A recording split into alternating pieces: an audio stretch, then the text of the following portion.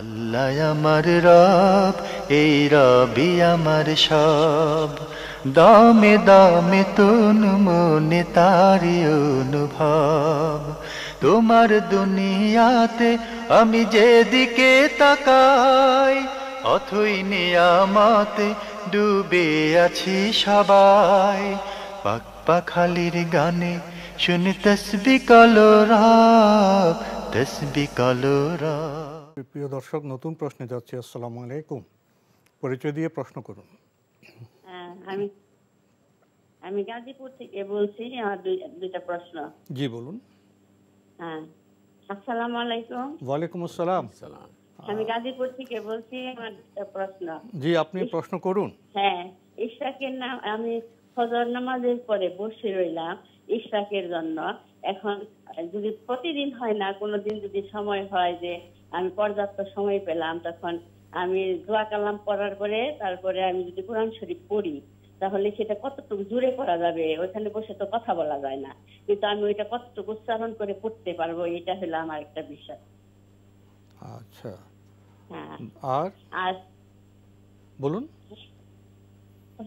এই পর্যন্তই। আজকে আরেকটা প্রশ্ন, আমি তাড়াতাড়ি আছি তো বলতে পারলাম না। ধন্যবাদ আচ্ছা। আপনাকে। প্রশ্ন তো পেয়েছেন। জি, ইশরাক, সালাতুল ইশরাক। আপনি কোরআন পড়লেন, আজকার, এটা কোরআন তো সবচেয়ে বড় জিকির। বলছে যে সূর্য উদিত হওয়ার পূর্ব পর্যন্ত বসা থাকলেন, আজকার পড়লেন, এটার শোনায় সোহাগা। মানে আপনি কোরআন পড়তেছেন আলহামদুলিল্লাহ, তারপরে কোরআনের অর্থ পড়তেছেন, ব্যাখ্যা পড়তেছেন, একটা হাদিস পড়তেছেন, এগুলো কোনো সমস্যা হবে না, বরং এগুলো আল্লাহ জিকিরের মধ্যে চলে আসবে। সেই হিসাবে আপনার সওয়াবের মধ্যে আরও বাড়তি হবে। এরপর আপনি যে আপনার ইশরাকের সালাত আদায় করবেন।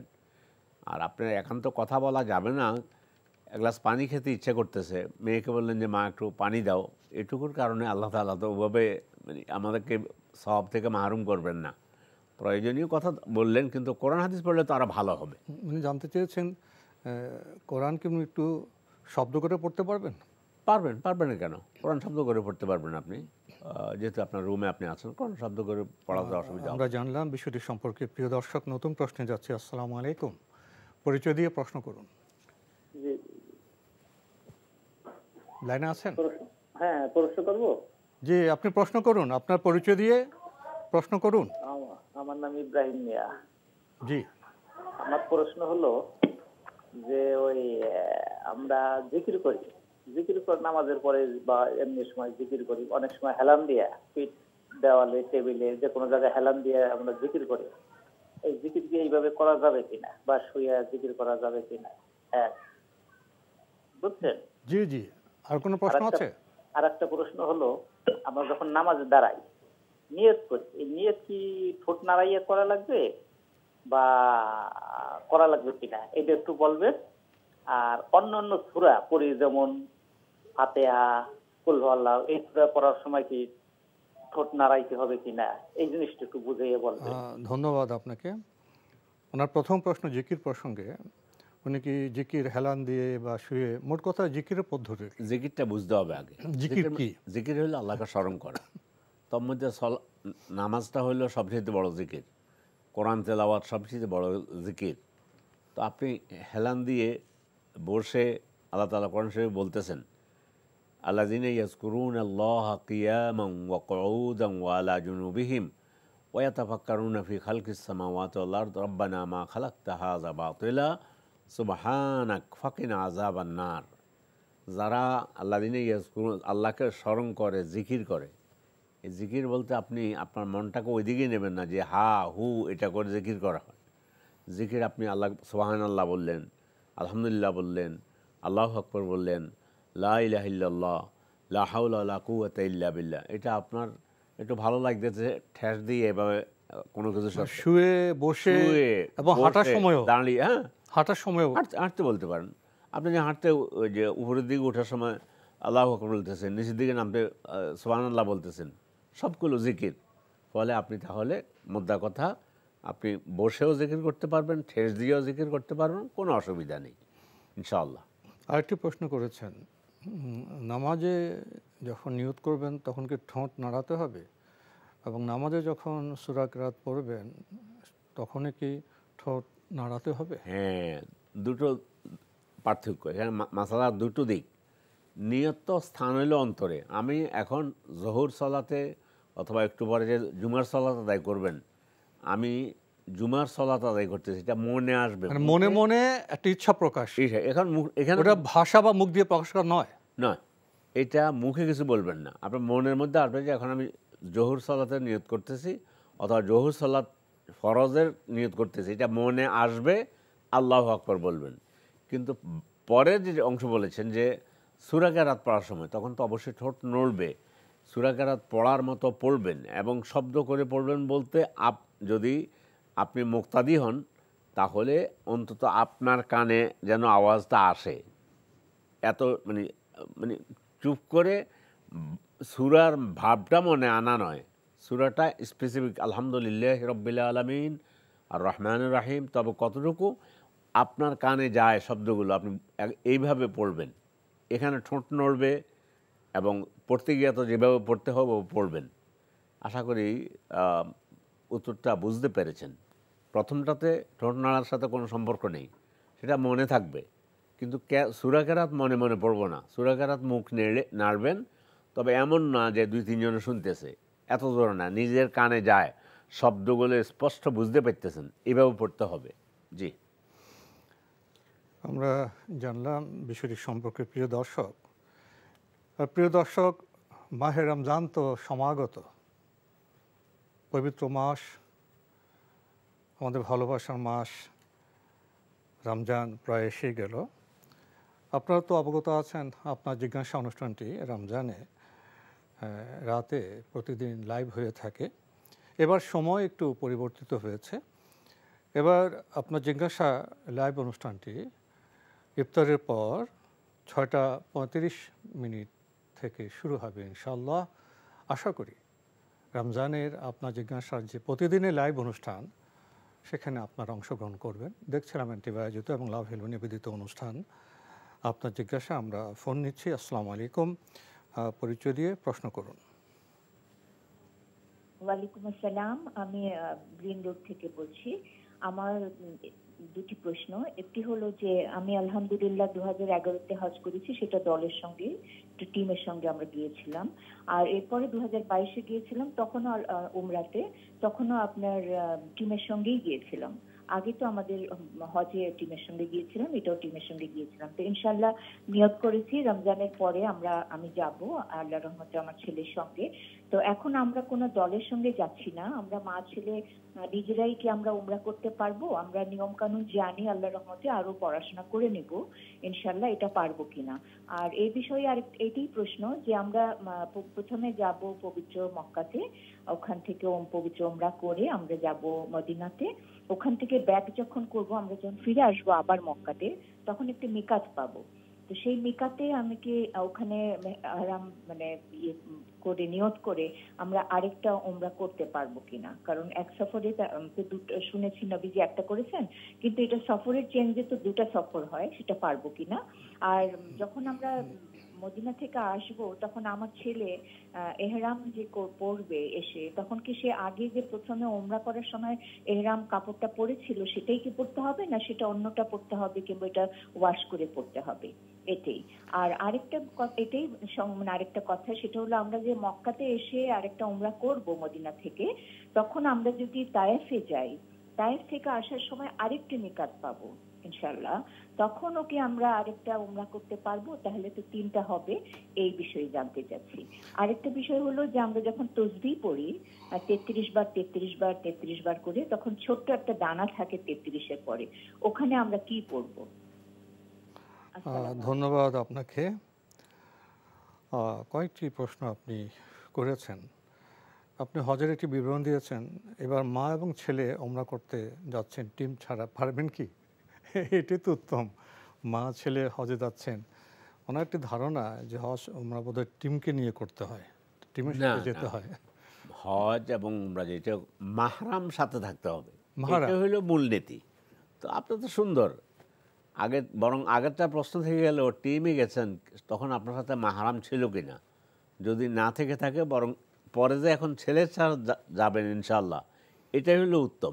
টিম কোনো শর্ত নয়, শর্ত হলো মাহারাম, মাহারাম। টিম কোনো শর্ত না। এখন ছেলে যাচ্ছে মাহারাম, এটা তো খুবই সুন্দর। সুন্দর, জি। তো উনি আরেকটি প্রশ্ন করেছেন, মদিনা থেকে যখন ব্যাক করবেন মিকাত পাবেন, তখন সেখানে কি আরেকটা ওমরা করতে পারবেন? জি, এ ব্যাপারে দুটো মত।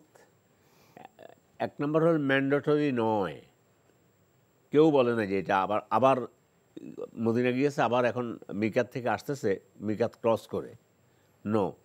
কিন্তু একটা মত আহলে এলেম এভাবে দিয়েছেন, যদি এখন যেহেতু জুলহুলাইফা থেকে আপনি হয়ে আসছেন, আপনি মিকাত পেয়ে গেছেন, তো ফলে আপনি এবং আপনার ছেলে আপনার দুজনেই আরেকটা উমরা নিয়ত সেখান থেকে করতে পারলে এটা করার মতো অনুমতি আছে, কিন্তু না করলেও কোনো মানে এটা মাস্ট নেই, করতে হবে এমন না, কিন্তু জায়েজ আছে।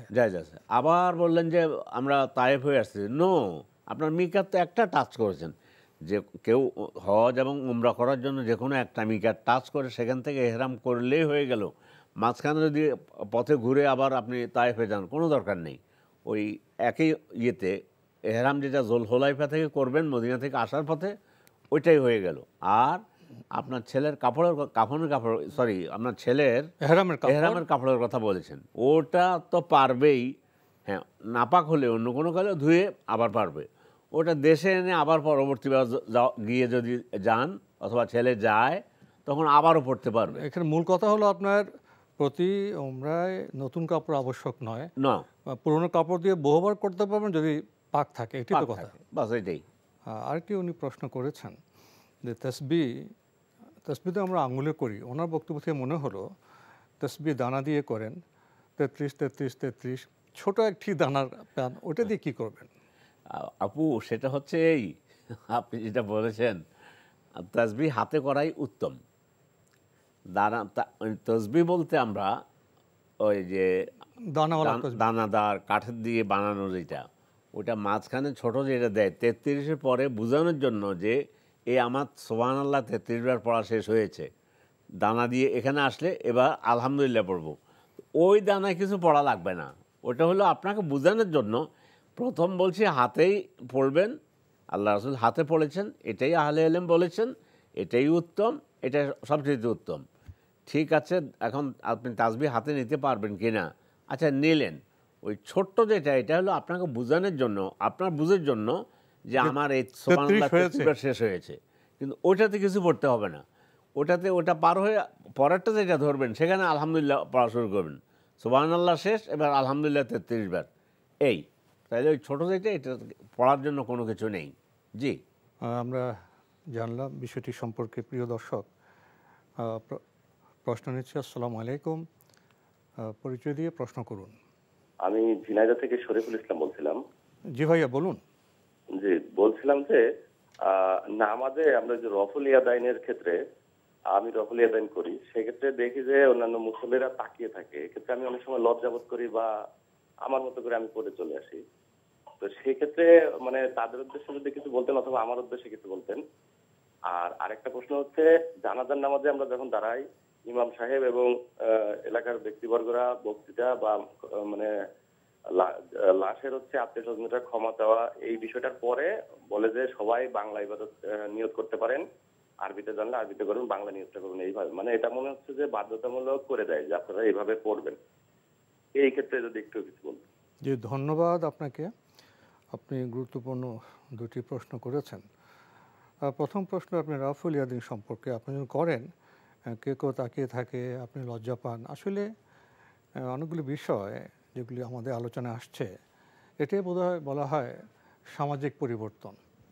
সমাজে কোনো কোনো বিষয় দীর্ঘদিন ধরে চলে আসছে, আমরা সেটা তো অভ্যস্ত বিষয় অনেকগুলো খুবই শুদ্ধ হয়, আবার কোনো কোনোটি ভুলও হয়।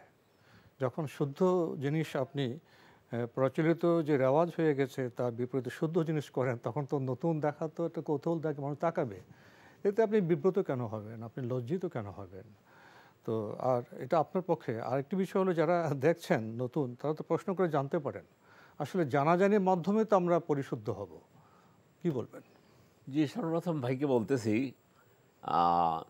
আপনার লজ্জা তো নয়, বরং আপনার দিলটা থাকবে অনেক বড়। যে আমি প্রথম রফল ইয়াদাইন সম্পর্কে বলি। রফন শব্দের উঠানো, ইয়াদাইন মানে দুই হাত। এই পৃথিবীতে যে ব্যক্তি সলাত আদায় করে সে দুই হাত উঠানো ব্যতীত তাকবীর তাহরিমের সময় তো উঠায়, তো উঠালো, তাহলে তো রফল ইয়াদাইন তিনিই করলেন। তার মানে হলো তাকবীরে তাহরিমা ব্যতীত অন্য যে কয় জায়গায় আপনি হাত উঠান, এটাই হলো কথা। রুকুতে যাওয়ার সময়, রুকু থেকে উঠার সময়।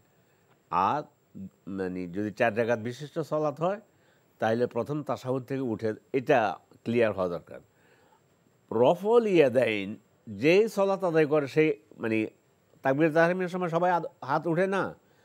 ইয়াদাইন মানে দুই হাত, রফল মানে উঠানো। তারপরে বলতে পারে যে যারা রুকুতে যাওয়ার সময় উঠার সময় উঠায়, তো আপনি তখন আপনি বিব্রত বোধ করবেন কেন? সহিহ বুখারী আপনার ঘরে যদি থাকে, ইন্টারন্যাশনাল নাম্বার যেটা 735, 36, 37, 38, 39, মানে 735 থেকে 39 পর্যন্ত 5টা হাদিস। ওই যে আপনি রুকুতে যাওয়ার সময় হাত উঠান, রুকু থেকে উঠার সময় উঠান, এর সপক্ষে দলিল। তো আপনি তো বরং ভিতরে ভিতরে আনন্দিত হবেন যে আলহামদুলিল্লাহ, আল্লাহ তাআলা আমাকে এই আমলটি করার তৌফিক দিয়েছে। আমার ভাই তিনি উঠান না, ওনাকে আল্লাহ তৌফিক দান করেন রাসূলের সুন্নতটি পালন করার জন্য। উনি না উঠাইলে ওনার নামাজ হবে না, আমরা এটা বলবো না।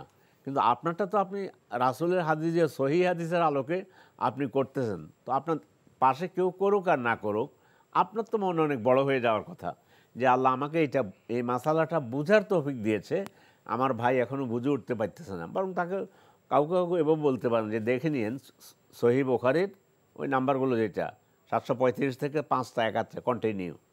তো আল্লাহ আপনাকে মানে মানে যে আমলটা করতেছেন এটা সহিহ হাদিসের আলোকে করতেছেন বিধায় আপনার মন বড় থাকবে। ভাইয়ের জন্য দোয়া করবেন। জি, আমাদের সমাজ বাস্তবতায় যারা জেনেছেন তারা তো শুদ্ধ কাজ করছেন, আর যারা জানেন না তারা তো একটু সময় নেবে, জানাজানির মাধ্যমে জানবেন। আরেকটি বিষয় আপনি শুরুতে খুব গুরুত্বপূর্ণ বিষয় উল্লেখ করেছেন, রাফুল ইয়াদিনের অবস্থাটা কি? এটা কি ফরজ, ওয়াজিব, সুন্নত, মুস্তাহাব? আর মুস্তাহাব জিনিস তো সুন্নত জিনিস যারা করলে সওয়াব পাবেন, যে না করলে তো নামাজ তো হয়ে যাবে, এ নিয়ে বিতর্ক তো দরকার নেই। আমি ওটাই বলছি, নামাজ হয়ে যাবে। ওনাকে আমরা বলতে পারি যারা করছেন না তাদের নামাজ হয়ে যাবে, বিতর্ক কোনো দরকার নেই।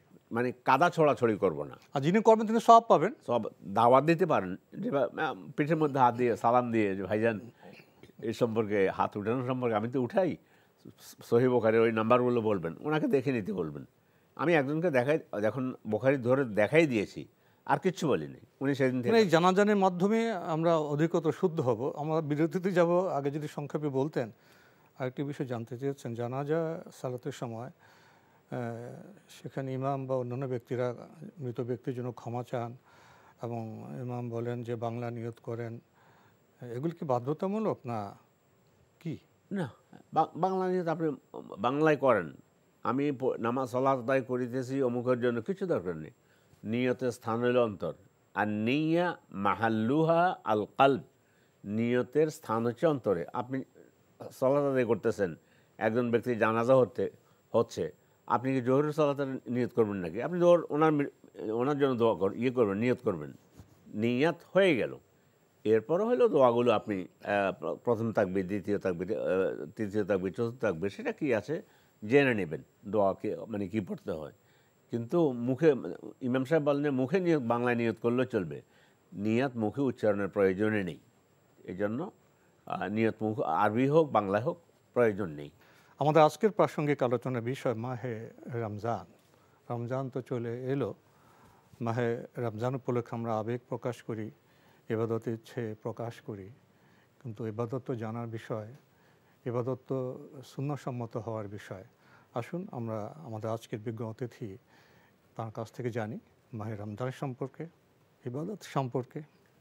আলহামদুলিল্লাহ, আমাদের সামনে মাহে রমাদান আসছে। আশা করি আমরা আমাদের চাঁদ দেখার উপর অনুযায়ী আগামীকালকে ইনশাআল্লাহ সাহারি করব। তো এটাকে ইবাদতের বসন্তকাল বলতে পারি। ইবাদতের বসন্তকাল, চমৎকার বলেছেন। ইবাদতের বসন্তকাল বলতে পারি। সেই হিসাবে আলহামদুলিল্লাহ বহু ভাইয়েরা আছেন, বোনেরা আছেন, এখন থেকেই মনের ভিতরে কি যে এক আনন্দ লুকিয়ে আছে যে আল্লাহ কালকে ইনশাআল্লাহ আমরা রোজা শুরু করব। এই মনটা নিয়ে যেন আমরা রমাদান মাসে প্রবেশ করতে পারি এবং রমাদান শুরু করতে পারি, সিয়াম শুরু করতে পারি। আমরা আল্লাহর কাছে তৌফিক কামনা করি। মুহাম্মদ সাল্লাল্লাহু আলাইহি ওয়াসাল্লাম বলেছেন, মান সামা রমাদানা ঈমানান ওয়া ইহতিসাবান গুফিরা লাহু মা তাকাদ্দামা মিন যামবি। যে ব্যক্তি ঈমান রেখে হিসেব করে রমাদান মাসের সিয়াম পালন করবে, আল্লাহ তার পূর্বের সব পাপ মাফ করে দেবেন। লাগবে কি? দুটো জিনিস। ঈমান রেখে, এমনি তো আলহামদুলিল্লাহ আমাদের ঈমান আছে, তারপরে ঈমান রাখবো এটা যে আমাদের রব আমাদেরকে সৃষ্টি করেছেন তার ইবাদতের জন্য। তার ইবাদতের মধ্যে অন্যতম একটি ইবাদত তিনি আমাদের জন্য রেখেছেন রমাদান মাসে সিয়াম পালন। তার মানে আল্লাহ চাচ্ছেন তার বান্দাদেরকে, আপনাদের মতো যারা দর্শক নেককার আছেন তাদেরকে আল্লাহ তাআলা তিনি চাচ্ছেন যে আমার বান্দাদেরকে আমি জান্নাতের দিকে নিয়ে আসার জন্য এক্সট্রা কিছু বাড়তি সুযোগ দেই। তো সেই বাড়তি সুযোগটা ইনশাআল্লাহ আল্লাহ যদি বাঁচিয়ে রাখে আগামীকাল সূর্য অস্ত যাওয়ার পর থেকে শুরু হবে আশা করি। রহমত, মাগফিরাত, নাজাতের মাস শুরু হলো। তো এই জন্য এই মাসে রাসূলুল্লাহ সাল্লাল্লাহু আলাইহি ওয়াসাল্লাম বলছেন, আতাকুম শাহরুন রমাদান শাহরুন মুবারাক। তোমাদের কাছে রমজান মাস এসেছে, বরকতময় মাস এসেছে। অন্যান্য মাসের অন্যান্য ফজিলত আছে, কিন্তু এই মাসের ফজিলত বলতে গিয়ে বলছে আতাকুম শাহরুন মুবারক, তোমাদের কাছে একটা মুবারক মাস এসেছে। বিশেষ করে লাইলাতুল কদরের যে ফজিলত আমাদের এর ভিতরে আছে কি? এর ভিতরে আছে লাইলাতুল কদর আছে। এই মাস এত মর্যাদার কারণ কি? এই মাসে আল্লাহ কোরআন নাজিল করেছেন। আল্লাহ তাআলা বলছেন, শাহরু রমাদান আল্লাযী উনজিলা ফীহিল কোরআন। রমাদান মাস, এই মাসে কোরআন নাজিল করা হয়েছে। সেই সৌভাগ্য সৌভাগ্য অর্জন করার জন্য, লাভ করার জন্য এই রমজান আমাদের একটা রুটিন থাকবে। কোরআনের প্রতি আমাদের কি দায়িত্ব? কোরআন পড়ব, কোরআন তিলাওয়াত করব, কোরআন বোঝার চেষ্টা করব, অধ্যয়ন করব, গবেষণা করব, হাদিস পড়ব, ইসলামিক অথেন্টিক বইগুলো পড়ব, হাদিসের বইগুলো পড়ব। আনন্দ আর আনন্দ ইবাদতের মধ্যেই আমাদের হয়ে যাবে যে আল্লাহ এই রমাদান, হাদিসের মধ্যে এসেছে, তোমরা যদি রমজান মাস পেয়ে যার গুনাহ মাফ হলো না, পাপ মাফ করে নিতে পারলো না, সে ধ্বংস হোক। জিবরিল এই দোয়া করেছেন আর রাসূল সাল্লাল্লাহু আলাইহি ওয়াসাল্লাম আমিন বলেছেন যে আল্লাহ আপনি কবুল করুন। সেই হিসাবে আমাদের মনে থাকতে হবে যে আমি যেন এই ভাগে না পড়ে যাই যে আমার পাপ মাফ হবে না আল্লাহর নিকট থেকে। ফলে যেভাবে সিয়াম পালন করলে আল্লাহ আমাদের সিয়াম কবুল করবেন, সেভাবে সিয়াম পালন করতে হবে। সিয়াম পালন করবেন। আল্লাহ রাসূল সাল্লাল্লাহু আলাইহি ওয়াসাল্লাম বলেছেন যে মান লাম ইয়াদা কাউলা যুরি ওয়াল আমালা বিহি ফালাইসা লিল্লাহি হাজা আন ইয়াদা তাআমাহু ওয়া শারাবা। যে ব্যক্তি রমজান মাস সিয়াম পালন করতেছে কিন্তু সে মিথ্যা পরিহার করে নাই, মিথ্যা কর্মকাণ্ড পরিহার করেনি, ওর এই রোজা বুখানাঙ্গা থাকার মধ্যে আল্লাহর কোনো প্রয়োজন নেই। আরও খুশি বার্তা হলো আমাদের কাঙ্ক্ষিত যে ভাগ্য রজনী, সেটা তো লাইলাতুল কদর। লাইলাতুল কদর আছে এর ভিতরে। এটা তো আমাদের সামনে রেখে আমার ইবাদতে আমরা মগ্ন হব। আমরা যাই প্রশ্ন দিকে। জি, প্রিয় দর্শক, প্রসঙ্গত আরেকটি বিষয়ে দৃষ্টি আকর্ষণ করতে চাই। শায়েখ যেভাবে বললেন, মাহে রমজানের প্রতিটি মুহূর্ত খুবই গুরুত্বপূর্ণ। আমাদের সজাগ থাকতে হবে। মাহে রমজানের শুধু ঘন্টা নয়, মিনিট নয়, সেকেন্ডগুলো কিভাবে আমরা ব্যয় করছি। আমরা কি শুধু কেনাকাটায় বাজারে ব্যস্ত থাকব? এখানে একটা ম্যানেজমেন্ট, একটা ব্যবস্থাপনা থাকা দরকার। কেনাকাটার বিষয়গুলো আসুন না আমরা রমজানের আগে সেরে ফেলি। রমজানের মাসটা যেন আমাদের ইবাদতের মহত্তর কাজে আমরা নিয়োজিত করতে পারি। আমরা প্রশ্নে যাচ্ছি। আসসালামু আলাইকুম, পরিচয় দিয়ে প্রশ্ন করুন। আসসালামু আলাইকুম, সিরাজ থেকে বলছিলাম। আমার প্রশ্ন, রমজান মাসে ওই যে ইনহেলার ব্যবহার করা যাবে কিনা যাদের আছে? জি, আর কোনো প্রশ্ন আছে? না, এই একটাই প্রশ্ন। ধন্যবাদ আপনার। রমজান মাসে যাদের ইজমা আছে তারা কি ইনহেলার ব্যবহার করতে পারবেন? আলহামদুলিল্লাহ পারবেন।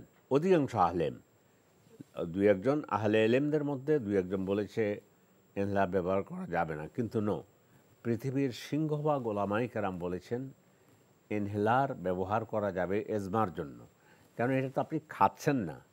আর ওলামায়ে কেরাম বলছে খাওয়ার জন্য যেই মানে খাদ্য নালী দিয়ে যেটা পেটে যায় সেটাকে খাবার বলা হয়। আপনি ইনহেলার দিচ্ছেন নাকের সামনে, এটা এই ইনহেলার, এটা কোনো অস্তিত্ব নেই। আপনি এটা টান দিলেন, বাস শ্বাসকষ্ট দূর হয়ে গেল, আলহামদুলিল্লাহ, সিয়াম পালন করেন। এবং এতে কোনো মনের মধ্যে এটাও আসা দরকার নেই আল্লাহ আমার তো রোজা হইল কি না, নেই না, আলহামদুলিল্লাহ ইনশাআল্লাহ। ইসলাম মাহাসিনুল ইসলাম, ইসলামের সৌন্দর্য তো এখানেই, এমন কিছু রাখেনি, এমন কোনো বিষয় নেই যেটা আপনি পালন করতে অক্ষম, ওটা আপনার উপরে চাপিয়ে দেওয়া হয়েছে, কাঠিন্য আসলে সহজ করে ফেলা হয়েছে। তো এখন আপনি আলহামদুলিল্লাহ ভাই, আপনার মাধ্যমে হাজার হাজার সারা দুনিয়াতে আমাদের দর্শক যারা আছেন তারা উপকৃত হবেন যে ইনহেলার ব্যবহার করা যাবে ইনশাআল্লাহ। অধিকাংশ আহলে ইলম এই মত দিয়েছেন ইনহেলার ব্যবহার করা যাবে, ইনসুলিন ব্যবহার করা যাবে, অসুবিধা হবে না। এই কারণে সিয়াম ভঙ্গ এগুলা কারণ নয়, কোনো সন্দেহ সংশয় করা যাবে না ইনশাআল্লাহ। আলহামদুলিল্লাহ যে আমাদের রোজা হয়ে যাবে যে সমস্ত ভাইয়েরা ইনহেলার নেবেন। নতুন প্রশ্নে যাচ্ছি। আসসালামু আলাইকুম, পরিচয় দিয়ে প্রশ্ন করুন। হ্যালো, আসসালামু আলাইকুম। ওয়ালাইকুম আসসালাম। জি হুজুর, আমার একটা প্রশ্নটা হলো কসর নামাজ সম্বন্ধে। আমার বিভিন্ন জায়গায় ট্যুরে যেতে হয় আর কি। তো আমি কুমিল্লা থেকে বলছি, আমার নাম লাবলু। তো কুমিল্লা থেকে অনেক সময় আমি চিটাগং যাই বা ফেনীতে যাই, এখান থেকে ফেনীর দূরত্ব 65 কিলো। তো এখানে আমার কসর হবে কিনা? আর কোনো প্রশ্ন আছে? না হুজুর, আমার এটাই। ধন্যবাদ। আসলে কসর সালাত নিয়ে আমাদের সমাজে অনেক রকম প্রশ্ন। কেউ দূরত্ব নিয়ে বিপদে আছেন, কেউ দিন নিয়ে বিপদে আছেন। কসর বিষয়টা আসলে কি? জি, মানে কসর এটা আল্লাহ তাআলা রব্বুল আলামিন আমাদের জন্য, ওই যে বলছি মাহাসিনুল ইসলামের সৌন্দর্য, এটা সহজ করে দিয়েছে। আমার বান্দা একটু সফর করবে। এখন ভাইয়ের প্রশ্ন এটা সংক্ষেপে, সেটা হচ্ছে আহলে ইলম বিভিন্ন হাদিস এনে সরাসরি এত মাইল এভাবে কোনো শব্দ নেই। তো আহলে ইলমদের মধ্যে অনেকে একটা হাদিস নিয়ে এসেছেন যে 3 দিন চলার পায়ে হেঁটে হোক, তখনকার দিনের বাহনে যতটুকু যাওয়া যায় প্রতিদিন, ওইটাকে ধরে মোটামুটি এখন ওলামায়ে কেরাম এভাবে একটা সিদ্ধান্তে এসেছেন সারা পৃথিবীতে যদি এই 85 কিলোমিটার দূরত্ব হয়, এরপরে যদি কোনো জায়গায়, তো চট্টগ্রাম যেহেতু আপনার এখান থেকে 85 বেশি, ফলে চট্টগ্রামের ব্যাপার ক্লিয়ার হয়ে গেল, আপনি মুসাফির, আপনি রোজা সিয়াম পালন করতে পারেন। কুমিল্লা থেকে ফেনী 65 কিলোমিটার। 65, এই 65 ব্যাপার বলতে এটা ওই অত দূর নয়। কিন্তু ইমাম ইবনুল কাইয়িম রাহিমাহুল্লাহ একটা চমৎকার কথা বলেছেন যে যেই সফরটা, মানে যেটা সফর হবে, যে ভ্রমণটা সফরের মতো হবে, এক স্থান থেকে আরেক স্থানে যাবে। হ্যাঁ, উনি এটা বলছেন, উনি বলছেন মাইল টাইল যেটা বলছে এটা নয়। তো এটা হলো ইমাম ইবনে তাইমিয়া রাহিমাহুল্লাহর কথা। বাকি পৃথিবীর প্রায় সমস্ত ওলামায়ে কেরাম ওটাই বলছেন যে প্রায় 85 কিলোমিটার যদি দূর হয়, একটা পেয়ে গেলেন। আর যেটা বললাম ইমাম ইবনে তাইমিয়া রাহিমাহুল্লাহর, এখন হলো আপনি কথার কথা আপনার বাজারে যাচ্ছেন, পোশাক পরে বাজার কেনাকাটা করতে যাচ্ছেন, এক যাওয়া। আর কুমিল্লা যাচ্ছেন অথবা অন্য জায়গায় যাচ্ছেন, সেই যাওয়াটা হলো সফরের মতো অবস্থা। আপনার কুমিল্লা থেকে ফেনী তো এটা ভিন্ন দৃষ্টি, এটা সফর। তো এটা হ্যাঁ, ওইটাই বলছি, এটা 65 কিলোমিটার হলে এটা তো সফর। আমি ইবনে তাইমিয়ার কথাটা বলে দিয়েছি, উনি এই কথাটা বলছেন যে যেই ভ্রমণের জন্য আপনি সফরের প্রস্তুতি নিয়ে বের হচ্ছেন, আপনি বুঝেন যে এটা সফর ভ্রমণের মতো, সব কিছু গুজগাছ করে সব, এটা ইমাম ইবনে তাইমিয়ার কথা বলে দিলাম। এবার আসলো আপনি সফর করতেছেন এসি বাসে করে, আপনার বাসায় যত কষ্ট হচ্ছে এসি বাসে তত কষ্ট হচ্ছে না। কিন্তু আপনি সফরের দূরত্বে গেলে, অতিক্রম করলে আপনি যত মানে শান্তিতেই যান, সিয়াম আপনি মুসাফির হিসাবে সিয়াম রোজা ভাঙার আপনার অনুমতি আছে, আপনি যত শান্তিতে আছেন। কিন্তু এখানে রাখা উত্তম। কিন্তু আপনি যদি মনে করেন ইসলাম যখন আমাকে অনুমতি দিয়েছে সফরের দূরত্বে গেলে মুসাফিরের আওতায় চলে গেলে সিয়াম ভাঙার জন্য, তাহলে আপনি ভাঙতে পারবেন, এত সুন্দর মতো গেল। যদি মনে করেন যে একটুখানি কষ্ট হইতে পারে, তাইলে রোজা ভেঙে, ওনার প্রশ্ন কসর, আমি ঠিক আছে, আমি তারপর কসরের সাথে ওই তো উনি এটা বললাম যে কসরের সাথে আপনি কসর তো পালন করলেন, তো রোজা রাখবেন কিনা, মুসাফিরের জন্য রোজা রাখা শর্ত নয়, ওটাই আমি বুঝাচ্ছি আর কি। একটু কষ্ট হইতে পারে, বরং ভাঙা উত্তর। আর বেশি কষ্ট হইতে পারে, অবশ্যই ভাঙবেন না, যেটা আল্লাহ উপহার দিয়েছেন সে উপহারটা আমরা নেব না কেন? হ্যাঁ, না, সহিহ হাদিসের মধ্যে আসছে আল্লাহ যে উপহার তোমাদেরকে দিয়ে, যেখানে ছাড় দিয়েছেন শব্দ এভাবে এসেছে, সেই ছাড়টা যদি তোমরা গ্রহণ করো, এটা আল্লাহ খুব পছন্দ করেন। সুনির্দিষ্ট বিষয়ে আসি। আমাদের ভাই তো বললেন কুমিল্লা থেকে উনি ফেনীতে যান 65 কিলোমিটার। তো ইমাম তাইমিয়ার সংজ্ঞা অনুসারে তো এটা সফর, উনি ব্যাগ গোছাচ্ছেন, যাচ্ছেন, কিন্তু কসর করতে পারেন। হ্যাঁ, আমি ইমাম তাইমিয়ার কথা বলে দিয়েছি। জি জি, তো আমরা যাচ্ছি নতুন প্রশ্নে। আসসালামু আলাইকুম, প্রিয় দর্শক, আপনার পরিচয় দিয়ে প্রশ্ন করুন। জি, হ্যালো, আসসালামু আলাইকুম। ওয়ালাইকুম আসসালাম। আমি রংপুর থেকে বলছিলাম। জি বলুন। আমার দুটি প্রশ্ন ছিল। প্রথম প্রশ্ন, জাকাতের টাকা দিয়ে আমাদের যদি নিজস্ব ব্যক্তিগত রাস্তা, মানে হয়তো আমরা সবাই একটু ভালো সচ্ছল, সবার একটু ভালোই টাকা পয়সা আছে, তো এই তাদের এই জাকাতের টাকা দিয়ে বাড়ির ভিতরের ব্যক্তিগত রাস্তা কি পাকা করা যাবে? আর কোনো প্রশ্ন আছে? আরেকটি প্রশ্ন, যদি একটু হুজুর রাফুল ইউদাইনের একটু যদি নিয়মটা ভালো করে উনি দেখিয়ে দিতেন তাহলে মনে হয় খুব ভালো হতো। আচ্ছা, ঠিক আছে।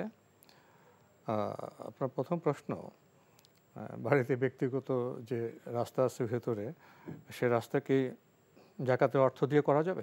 না, মোটেও না। জাকাতের 8টি খাত, সেই 8টি খাতের মধ্যে সূরা তাওবার, আপুকে বলবো আজকেই দেখে নেবেন, সূরা তাওবার 60 নম্বর আয়াত, ইন্নামাস সাদাকাতু লিল ফুকারা, 8টা খাত বলা হয়েছে সেখানে। এইটা রাস্তা পাকা করা অথবা মানে মসজিদ করে দেয়া জাকাতের টাকা দিয়ে, মাদ্রাসা করে দেওয়া, এইটা জাকাতে হবে না। মসজিদের জন্য ভিন্ন ফান্ড দিয়ে আপনি মসজিদ যতটুকু উপার্জন করেন, রাস্তা তো দূরের কথা, মসজিদও করতে পারবে না। তো যাই হোক, এক কথা আপুর প্রথম উত্তর হলো কখনো এটা এই টাকা জাকাতের টাকা এই ধরনের খাতে ব্যবহার করা যাবে না। ওই সুনির্দিষ্ট 8টি খাতের বাইরে যাওয়াই যাবে না, যাওয়ার কোনো সুযোগ নেই। জি, আরেকটি প্রশ্ন করেছেন, হ্যাঁ, যদি আপনি একটু রাফুল ইয়াদিন কীভাবে করতে হয় দেখাতেন। সংক্ষেপে বলবো, রাফন অর্থটা বুঝেন। আমরা মানে কিছু কিছু লোক বোকার স্বর্গে আছি। রাফন শব্দ এটা আরবি শব্দ, রাফন মানে উঠানো। এটা আমি হয়তো হাত উঠালাম, এটি রাফুল। হ্যাঁ, এটা রাফন। কতটুকু উঠাবে এভাবে না, হাদিস আসছে কাঁধ পর্যন্ত অথবা কান পর্যন্ত, এতটুকু হাত উঠলো, আল্লাহু আকবার, তাকবীরে তাহরিমা হয়ে গেল। ইয়াদেন মানে আপনি বললেন দুই হাত। রাফুল উঠাবো কি ইয়াদেন? দুই হাত উঠাবো, এই পর্যন্ত। তো সবাই উঠে, কিন্তু তাকবীরে তাহরিমার সময় হাত উঠে না। হ্যাঁ, ওই জন্য সকল নিয়ত বাঁধার সময় আমরা তুলি। অনেকে বলে যে যারা রফি ইয়াদান করে আমাদের মসজিদে যেন না আসে। আরে ভাই, রফি ইয়াদান তো আপনিই করতেছেন, আপনি দুই হাত উঠাইতেছেন না তাকবীরে তাহরিমার সময়। তাইলে আপনার যদি এত ক্রোধই থাকে, আপনি বলতে চান, তাহলে বলবেন যে যারা রুকুতে যাওয়ার সময়, রুকু থেকে উঠার সময় দুই হাত উঠায়, তো সেটা কি আপু দেখিয়ে দিতে বলছেন। সেটা হচ্ছে আমি এখন আমার সূরা ফাতিহা শেষ হয়েছে, কেরাত শেষ হয়েছে, হয়ে আল্লাহু আকবার, এই আল্লাহু আকবার বলে রুকুতে চলে গেলেন। রুকুর তাসবিহ পাঠ করবেন, সামি আল্লাহু লিমান হামিদা, এটা বলে হাত উঠালেন। এটাকে বলা হয় রাফুল ইয়াদাইন। তাই রুকুতে যাওয়ার সময়, রুকু থেকে উঠার সময়, সেজদা কিন্তু নয়। স্পেসিফিক রাসূল সেজদার কথা নিষেধ করেছেন। আরেক জায়গা হচ্ছে যদি জোহরের ফরজ পড়তেছেন, 4 রাকাত বিশিষ্ট সালাতের প্রথম তাশাহুদ থেকে উঠার পরে উঠতেছেন, আল্লাহু আকবার বলে উঠতেছেনও, উঠার সময় আবার এভাবে হাত এভাবে করে তারপর হাত বাঁধবেন। এটাই হলো মোটামুটি রাফুল ইয়াদাইনের দেখিয়ে দিতে বলছেন। তো দেখিয়ে দেওয়া তো তাকবীরে তাহরিমা যেভাবে আপনি হাত উঠেছেন ওভাবে উঠাবেন। আর হলো বাকি হলো মাঝখানে রুকুতে যাওয়ার সময়, রুকু থেকে উঠার সময়, আর 4 রাকাত বিশিষ্ট সালাতের প্রথম তাশাহুদ থেকে উঠার সময়। ব্যাস, সহজ বিষয়। আমরা শায়েখ থেকে জানলাম কিভাবে আমরা রাফুল ইয়াদিন করব, কখন করব। নতুন প্রশ্নে যাচ্ছি। আসসালামু আলাইকুম, প্রিয় দর্শক, আপনার পরিচয় দিয়ে প্রশ্ন করুন। আসসালামু আলাইকুম। ওয়ালাইকুম আসসালাম। বলছিলাম। জি বলুন। হুজুর, আমার 2টা প্রশ্ন। প্রথম প্রশ্নটা হলো, রমজান কুসমাগত। আল্লাহ রাব্বুল আলামিন বলেন যে বান্দা সমস্ত ইবাদত করে তার নিজের জন্য, আর রোজা শুধু আমার জন্য। কথাটার মানে কি একটু বুঝিয়ে বলবেন? আর 2 নম্বর প্রশ্ন হলো আল্লাহ রাব্বুল আলামিন আরো বলেন যে রোজার প্রতিদান আমি আল্লাহ নিজে দেব। তাহলে প্রশ্ন জাগে যে অন্যান্য ইবাদতের প্রতিদান কে দিবেন? ধন্যবাদ আপনাকে। ওনার দুটি প্রশ্ন। রোজা আমার জন্য, জি, এর ব্যাখ্যা কি? আল্লাহ বলছি ওয়ানা আজিজি বিহি, ওনার প্রশ্নের যেটা সহিহ হাদিসের মধ্যে আসছে, সিয়াম আমার জন্য, আমি এর প্রতিদান দেব। এক, আমার জন্য সলাতো, আমার জন্য নামাজও, সল্লু কামা রাআইতুমুনি উসাল্লি, তারপরে সব কিছুই আল্লাহ আমাদেরকে সৃষ্টি করেছেন তার ইবাদতের জন্য। এখানে বিশেষভাবে বলা হলো, এইটা বিশেষ কী জন্য বললো? দেখেন আপনি মানে সলাটটা আদায় করতেছেন, একজনে দেখতেছে যে আপনি সলাত আদায় করেছেন, সলাত আদায় করেন নেই, তাও দেখলো যে ইনি সলাত আদায় করেন নেই, তাহলে এখানে দেখার বিষয়টা আছে। কিন্তু সিয়ামের বিষয়টা একেবারে আলাদা। আপনি সিয়াম রাখছেন না কি রাখেন নাই, না ভেঙে ফেলছেন, এটা রব জানে আর আপনি জানেন। আপনি ইচ্ছা করলেন যে ঠিক আছে আমি বাসায় আসি, এখন রুমো টুমো কেউ নেই, আসলে রোজা রাখা আমার উদ্দেশ্য না, আমি এক গ্লাস পানি খেয়ে নেই, কেউ দেখে নেই, কিন্তু রব দেখতেছেন যে আপনি আসলে রোজা রাখেন নেই, কিন্তু সলাত আদায় করতেছেন, দাঁড়িয়েছেন আল্লাহু আকবার, মসজিদে সবাই দেখতেছে, সবার সামনে আপনি সলাত আদায় করতেছেন, আমি পড়ছি আপনি পড়তেছেন, এটা দেখার বিষয়। এখানে হলে একেবারে একান্ত রবের মানে ইয়ের জন্য, কেউ না দেখুক, আমার রব দেখতেছেন আমি সিয়াম পালন করতেছি কি না, তাহলে আমার রব দেখতেছেন। সিয়াম আমার ভঙ্গের কিছু কারণ আছে, সেদিকে আমি যাচ্ছি না।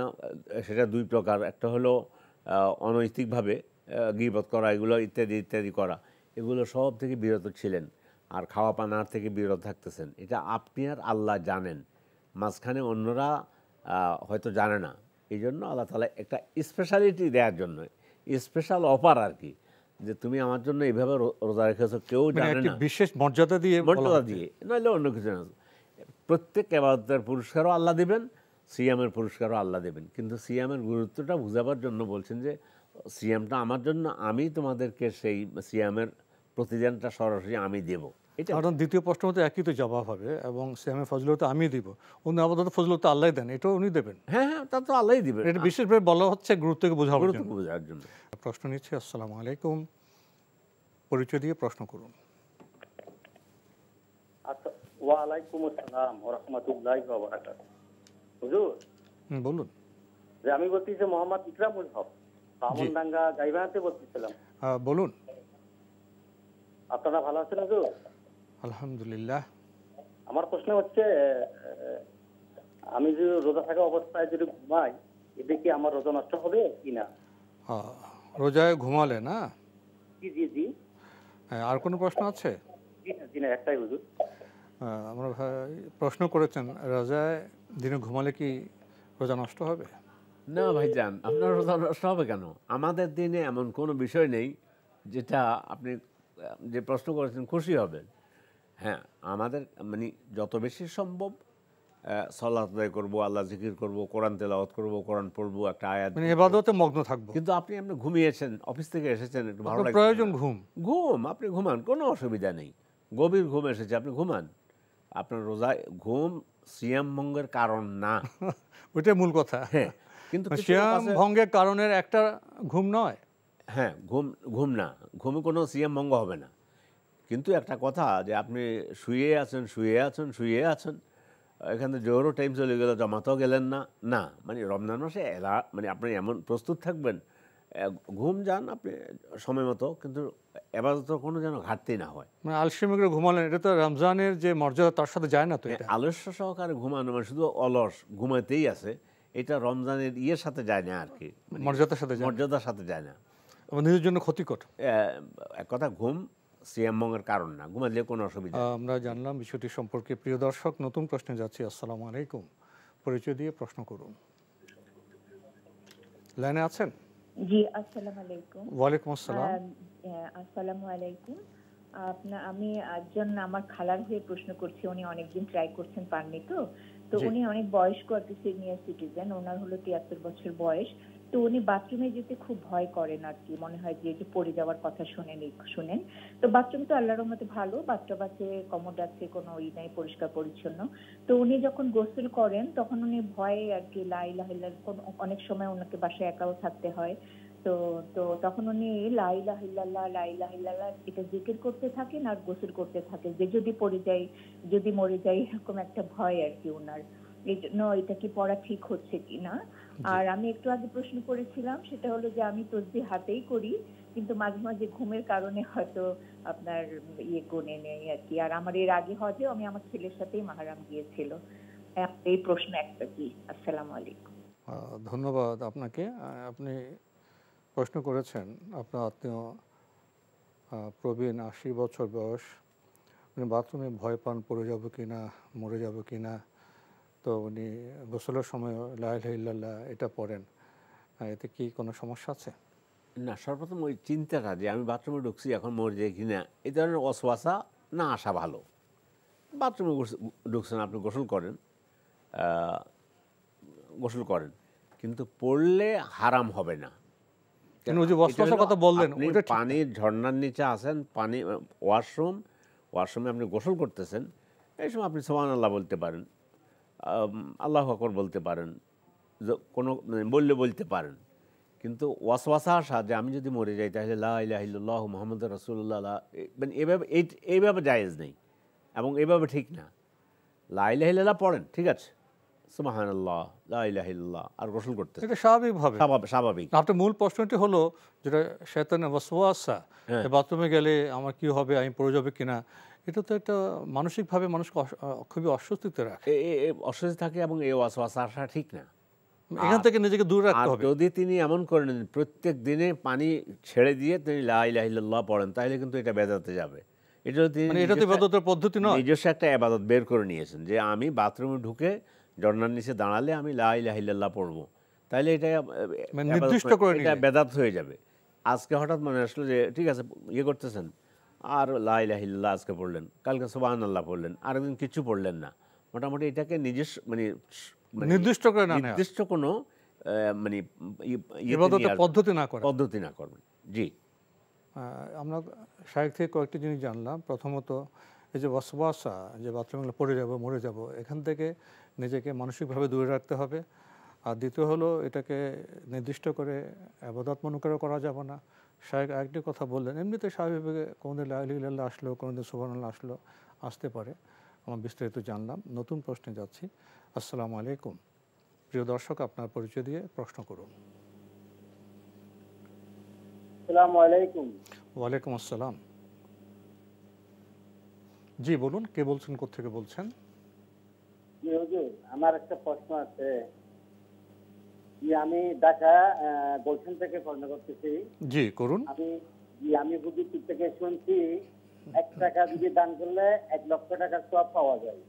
তাহলে আমাদের সমাজে যারা বড় লোক আছে ওরা দেখা যায় মসজিদে রমজান মাসে লক্ষ লক্ষ টাকা, হাজার হাজার টাকা মসজিদে দান করে এবং গরিবদের দান করে। তাহলে ওদের কাছে বেশি আছে, করে বেশি সওয়াব পাইতেছে, তাহলে আমাদের আছে কম, আমরা মনে করেন 10 টাকা দিই, 20 টাকা দিই। তাহলে ওরা যদি 1 লক্ষ টাকা সওয়াব পায়, তাহলে বড় লোকরা তো অনেক টাকা সওয়াব পাওয়া যায়। সেক্ষেত্রে আমরা কি সওয়াব পাই কম হবো? আর কোনো প্রশ্ন আছে? না, আমার এটাই হচ্ছে আমার। ধন্যবাদ আপনাকে। আপনার এই প্রশ্ন আমরা ইতিহাসে বিভিন্ন সময় পেয়েছি, রাসূল সাল্লাল্লাহু আলাইহি ওয়াসাল্লাম সময় পেয়েছি। ওনার মূল প্রশ্ন হলো 1 টাকা দিলে 1 লাখ টাকা সওয়াব হবে মসজিদে, তো যারা বড় লোক তারা তো লক্ষ লক্ষ টাকা দেন, তারা তো অনেক বেশি সওয়াব পেয়ে যাবেন, আমাদের কি সওয়াব কম হবে যারা কম টাকা আছে? প্রথম একটা সংশোধন, 1 টাকা দিলে 1 লক্ষ টাকা সওয়াব পাবে, এটা সম্পূর্ণ ভুল কথা বলেছেন। কোরআন এবং হাদিসে যেটা এসেছে, মাসালুল্লাযীনা ইউনফিকুনা আমওয়ালাহুম ফি সাবিলিল্লাহি কামাসালি হাব্বা আম্বাতাত সাবআ সানাবিল ফি কুল্লি সুমবুলাতিন মিআতু হাব্বা, আয়াত লম্বা, মানে এখানে 700 বোঝানো হয়েছে। কেউ যদি আল্লাহর পথে 1 টাকা দান করে তাহলে তাকে 700 পর্যন্ত 700 বলেছে, 10 থেকে 700। আরেক বর্ণনা এসে 10 গুণ বৃদ্ধি হতে পারে, 11 হইতে পারে, এভাবে 700 পর্যন্ত যেতে পারে। কিন্তু এই আয়াতের শেষে আল্লাহ বলতেছেন আল্লাহু ওয়াসিউন আলিম, আচ্ছা, তুমি প্রয়োজনে এমনও হইতে পারে তোমার মনের অবস্থা দেখে আল্লাহ তোমার 700-র মধ্যে রাখবেন না, আরও বেশি দেবেন। তাহলে 1 লক্ষ এখন থেকে ভুলে যান, এটা কোথাও কখনো বলবেন না। 1 লক্ষ হাদিসে আসে নাই, 10 থেকে 700 গুণ বলতে পারতেন। আচ্ছা, এটা গেলে একটা উত্তর। 2 নম্বর হলো, একজন বড় লোক, সে খায় ঘুষ। ঘুষ খেয়ে একদিনে 1 লাখ, 2 লাখ, 5 লাখ, 10 লাখ চলে আসে পকেটে। ওর যদি মসজিদে সে 10 লাখ টাকাও দান করে, ওর কিচ্ছু আমল নামে যাবে না। আপনি হালাল রুজি থেকে আপনার একটু কষ্ট হচ্ছে, 20 টাকা দিলেন, 100 টাকা দিলেন, রবের কাছে আপনার 100 টাকার মূল্য সবচেয়ে ওটার চাইতে বেশি হবে। আর যদি আমার ওই ভাই, তিনি দিনদার মানুষ হন, লক্ষ লক্ষ টাকার মালিক, তিনি দিচ্ছেন, তাহলে একটা হাদিস বললে আপনার কাছে ভালো লাগবে। সাহাবায়ে কেরাম, গরিব সাহাবা যারা ছিলেন, মানে মিসকিন সাহাবা, গরিব বললাম না, আমি গরিবটা উল্টো করলাম, মিসকিন, ফকির মিসকিন সাহাবা যারা ছিলেন, যাদের নিডি ছিলেন, যারা মানে যাদের প্রয়োজন মেটাতে পারতেন না, বলে যে রাসূলুল্লাহ, এই যে দান খয়রাত করে অন্যরা তো, যে বড় লোক যারা, তারা তো সব নিয়ে নিচ্ছে, যাহাবা আহলুদ দুসুরে বিল উজুর, ওরা তো সব নিয়ে যাইতেছে, ওনারা কিন্তু সাহাবা, ওনাদের সব হালাল।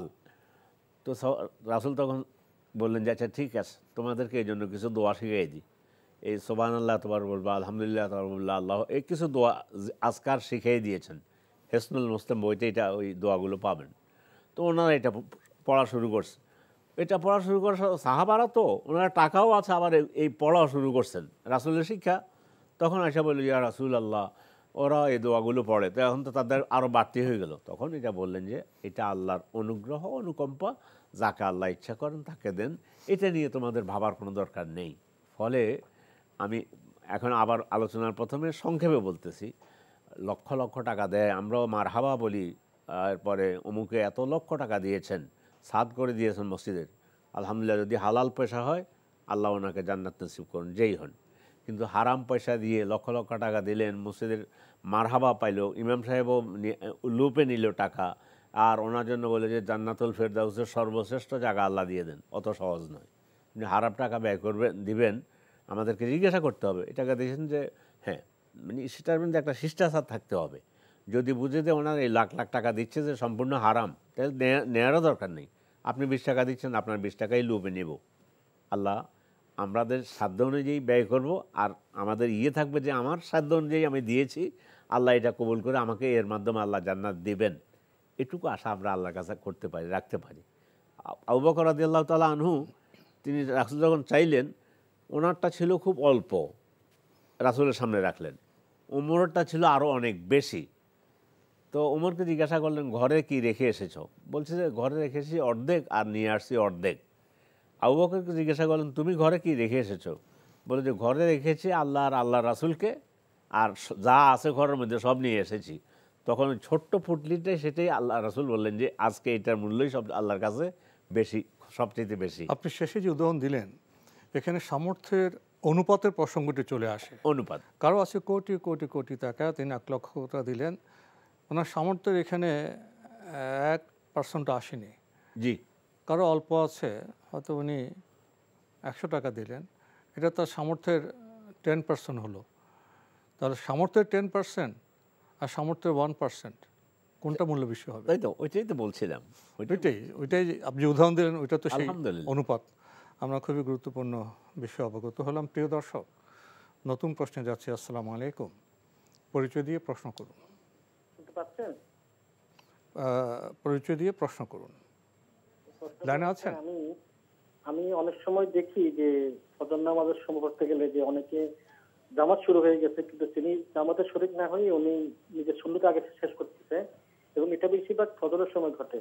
আসলে কোনটা সঠিক হচ্ছে, যে আগে কি উনি ফজরের সময় সুন্নত আদায় করবে, নাকি জামাত শুরু হয়ে গেছে জামাতে ফরজে অংশগ্রহণ করবে? আর কোনো প্রশ্ন আছে?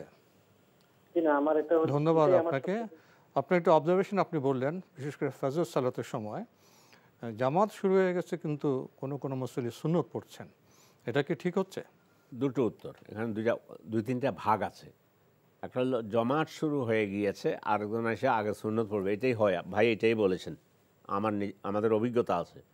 ওই সুন্নত পড়ে নিচ্ছে, আল্লাহ আকবার, সে সুন্নত পড়তেছে। নো, আল্লাহ রাসূল বলতেছেন ইজা উকিমাতিস সলা ফালা সলাতা ইল্লাল মাকতুবা, সলাৎ যখন শুরু হয়ে যায় অর্থাৎ ফরজ সলাৎ, তখন আর অন্য কোনো সলাৎ নেই, শুধু ফরজ সলাতের মধ্যে গিয়ে তখন শরীক হবে। তাহলে সুন্নত কী করবে? সুন্নত ফরজের সালাম ফিরানোর পরে আদায় করলেও করতে পারে। এখানে একটা মাসালা আছে, কেউ বলছে না সূর্য উঠে গেলে পড়বে, হইল। অথবা হাদিসের মধ্যে যেভাবে এসেছে সালাম ফিরানোর পরে সুন্নত আদায়, ফজরের, বিশেষ করে ফজরের কথা বলতেছি, সুন্নত আদায় করে নিলেও নিতে পারে। আর যদি বলেন না ঠিক আছে এখানে তখন মাসালা একটা এক্সলাফি মাসালা, আমি ঠিক আছে সূর্য উঠে গেলে পড়বো, হলো। কিন্তু আমাদের সমাজের একটা চিত্র আপনি তুলে ধরেছেন, এর মাধ্যমে আশা করি ইনশাআল্লাহ যারা দর্শক প্রত্যেকে উপকৃত হবেন। মনে রাখবেন সলাৎ শুরু হয়ে গেছে, তখন আমি ফরজ সলাতে অংশগ্রহণ করব। তবে এক রাকাত শেষ, আরেক রাকাতের আর মানে প্রায় অর্ধেক শেষ, কথার কথায় ধরলাম, মানে সংক্ষেপে একামত দিতেছে, এই অবস্থায় ইমাম আল্লাহু আকবার বলে সলাতে ঢুকে যাবেন, তাহলে খুব দ্রুত ওই 2 রাকাত শেষ করে তখন মানে গিয়ে জামাতে অংশগ্রহণ করবেন। তখন ওইটা ছেড়ে দিয়ে যে আল্লাহু আকবার বলছে, আমি সালাম ফিরাতে আর হয়তো 30 সেকেন্ড 50 সেকেন্ড আধা মিনিট আছে, এই অবস্থা আমি সালাম, তাহলে নামাজ আবার বাতিল করে দিয়ে নামাজ, এটা না। আপনি যদি এইভাবে হয় যে হ্যাঁ এখন একামত দিচ্ছে, একামত সব মিলে ইমামের তাকবীর তাহরিমা হয়তো ধরতে পারলাম না, তাইলে এর আগে নিয়ত করেছেন, তাহলে ওইটা আদায় করে নেবেন। কিন্তু আবারও স্মরণ করে দিচ্ছি, একামত হয়ে গেছে, কোনো সুন্নত নেই, অন্য কোনো কিছু নেই, সরাসরি সলাতে গিয়ে ইমামের সাথে দাঁড়াবেন। জি প্রিয় দর্শক, মাহে রমজান তো প্রায় এসে গেল। তো আপনারা তো অবগত আছেন মাহে রমজানে আপনার জিজ্ঞাসা অনুষ্ঠানটি প্রতি রাতে সম্প্রচার হয়ে থাকে লাইভ অনুষ্ঠানে। এবারও ইনশাআল্লাহ মাহে রমজানে প্রতি রাতে আপনার জিজ্ঞাসা সম্প্রচার হবে, তবে সময়ের ক্ষেত্রে একটু পার্থক্য হয়েছে। এবার আপনার জিজ্ঞাসা রমজানের প্রতি রাতে সন্ধ্যা ইফতারের পরে 6:35 ইনশাআল্লাহ শুরু হবে। সন্ধ্যা 6:35 ইনশাআল্লাহ শুরু হবে। আপনাদের স্বাগত জানাচ্ছি। বড়রা মতো আপনারা ইনশাআল্লাহ আপনার জিজ্ঞাসা অংশগ্রহণ করবেন, সুন্দর সুন্দর প্রশ্ন করে আমাদের অনুষ্ঠানকে ইনশাআল্লাহ সমৃদ্ধ করবেন। প্রিয় দর্শক, সময়ের কারণে আমরা আজকে আর প্রশ্ন নিতে পারছি না, তবে আপনাদের অবগতের জন্য জানাতে পারি আপনার জিজ্ঞাসা রমজানের বাইরে রবি, সোম, মঙ্গল, বুধ এই 4 দিন বিকেল 5:30 সম্প্রচার হয়ে থাকে। ওইসব অনুষ্ঠানে আপনাদের মনোজাগা প্রশ্ন চিঠির মাধ্যমে, ইমেলের মাধ্যমে পাঠাতে পারেন। ঠিকানা পরিচালক আপনার জিজ্ঞাসা এনটিভি, বিএসএসি ভবন, 7ম তলা, 102 কাজী নজরুল ইসলাম এভিনিউ, কারওয়ান বাজার, ঢাকা 1215। ইমেল অ্যাড্রেস আপনার জিজ্ঞাসা @ntbbt.com। এছাড়া এনটিভি অনলাইনেও আপনারা আমাদের অনুষ্ঠান দেখতে পারবেন। ভিজিট করুন www.ntbbt.com। ইউটিউবে এবং আমাদের ভেরিফাইড ফেসবুক পেজেও অনুষ্ঠান দেখতে পারবেন। তবে এখানে বলার মতো কথা হলো, এটা রমজানের পরে 11 মাস ইনশাল্লাহ এই সূচি চলতেই থাকবে। প্রিয় দর্শক, সব শেষে রয়েছে গ্রন্থ পরিচিতি। আমাদের আজকের গ্রন্থের নাম কিয়ামুল লাইল ও তারাবিহ সালাতে রাকাত সংখ্যা, একটি হাদিসতাত্ত্বিক পর্যালোচনা। এই গ্রন্থটি লিখেছেন ডক্টর খন্দকার আবদুল্লাহ জাহাঙ্গীর রহিমাহুল্লাহ।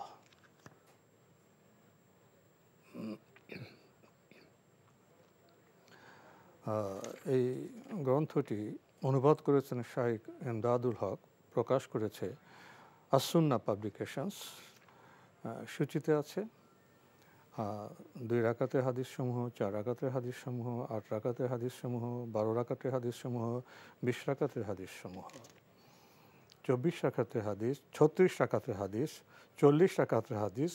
আমরা তারাবির রাকাত সংখ্যার বৈচিত্র্য হাদিসসম্মতভাবে এখানে উল্লেখ হয়েছে দেখলাম।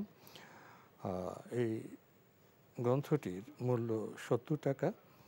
যারা এই গ্রন্থটি পেতে চান টেলিফোনে যোগাযোগ করতে পারেন। Telephone number 01730747001। আবারও বলছি 01730747001।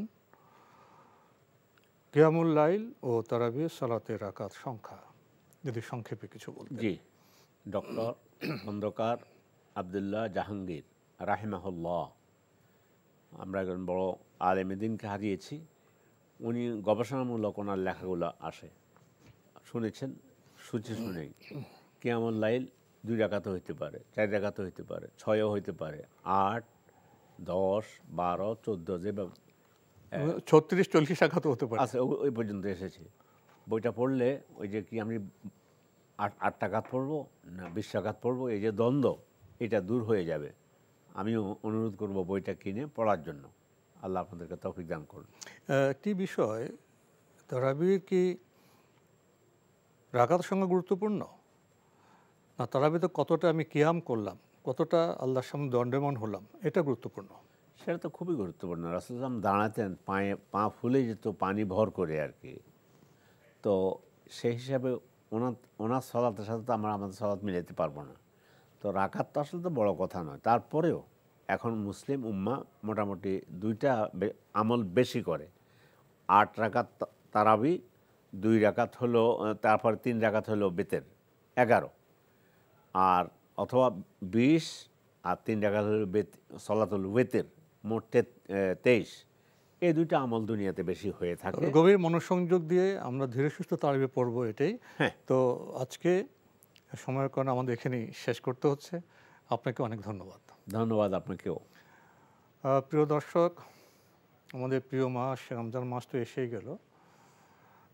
আমরা সবার জন্য দোয়া করি, পরস্পরের জন্য দোয়া করি, আমরা যেন এই ফজিলতময় রহমত মাগফিরাত নাজাতের এই মাসকে যেন আমরা সুন্দরভাবে পালন করতে পারি, আল্লাহর সন্তুষ্টির উদ্দেশ্যে সহিভাবে আমরা ইবাদতসমূহ করতে পারি। আল্লাহ আমাদের সেই তৌফিক দিন। মহান আল্লাহ আমাদের সবাইকে নিরাপদে রাখুন, রাখুন শান্তিতে। আসসালামু আলাইকুম। আল্লাহ আমার রব, এই রবি আমার সব, দামে দামে তুন মনে তারি অনুভব। আল্লাহ আমার রব, এই রবি আমার সব।